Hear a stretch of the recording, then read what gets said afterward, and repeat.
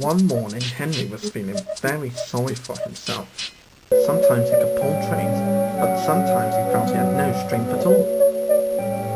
You could also say that he felt as weak as a kitty.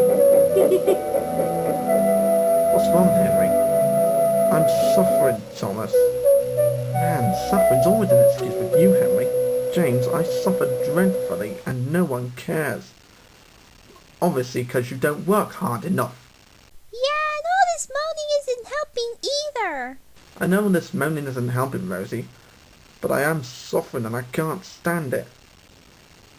And I can't stand listening to you, Henry. I'm going to go take that goods train I skipped. Should be more fun than listening to your whining. But the Fat Controller spoke to Henry too. You're too expensive, Henry.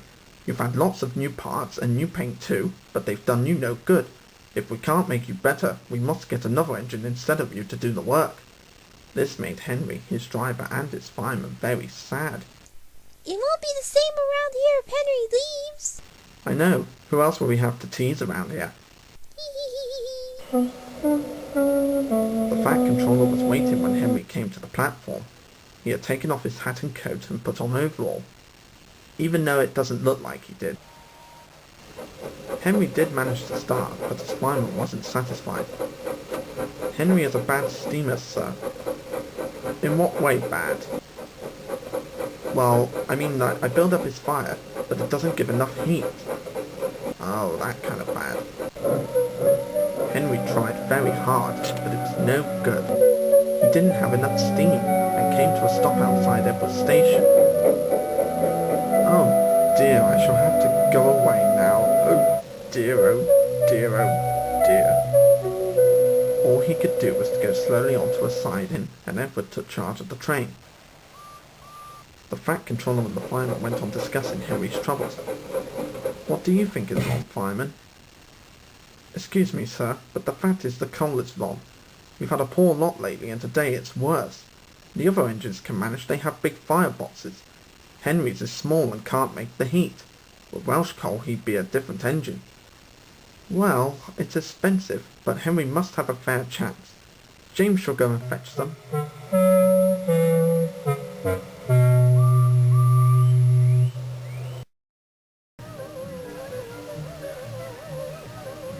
When the Welsh coal came, Henry's driver and fireman were excited.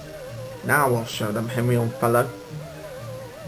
They carefully made his fire, putting large lumps of coal like a wall round the outside, and the glowing middle part was covered with smaller lumps. What the hell are you doing in there? It's like you're spoiling my fire or something. Wait and see, Henry. We'll have a roaring fire, just when we want it. The fireman was right. When Henry reached the platform, the water was boiling nicely, and he had to let off steam. How are you, Henry? I feel fine, sir.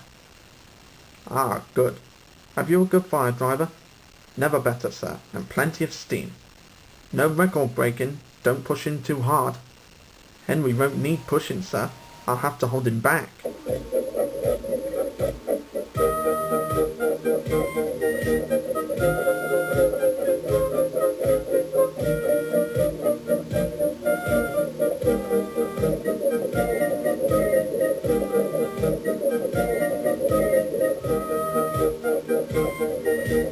Henry had a lovely day. He had never felt so well in his life. He wanted to go fast, but his driver wouldn't let him. Steady, old fellow. There's plenty of time. They arrived early at the station. Thomas puffed in. Where have you been, lazy bones?